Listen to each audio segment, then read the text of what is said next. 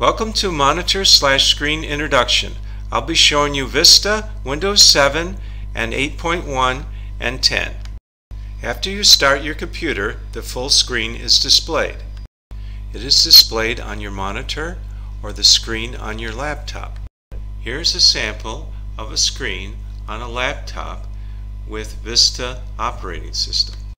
Next is a sample of a screen on a laptop again with Windows 7.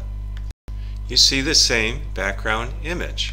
I always put the same background image on all of my computers. The reason is I love Positano in the Amalfi Coast in Italy. Later I'll show you how to set up a background image with a photo on your computer. When you open Windows 8.1, it goes to the Start screen, which is different than any other operating system, and people don't like it, so sometimes you can set it up like Windows 7, which I'll show you next. Go to ninite.com, which is very safe and free, and download Classic Start menu. Once you download it, Windows 8.1 starts with the desktop. Here's a sample, and you see in the lower left the Classic Start menu. Next is how to change the desktop background. On the bottom is called Taskbar. Most operating systems has an icon like this one here in the taskbar. It is called File Explorer in Windows 8 and 10. In the older operating systems it's called Windows Explorer. When you click on it, File Explorer opens. Here's a sample. Click on a folder to find a photo that you want. Then right click on the photo and you'll see this. Then click on Set as Desktop Background. I will zoom in next so you can see it. Once you click on it, the desktop background changes. Here is a sample.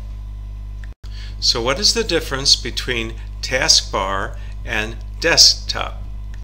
You single click on the icon in the taskbar, but you have to double click on the icon in the desktop.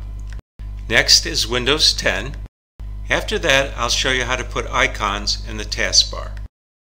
When you open Windows 10, it goes to the desktop.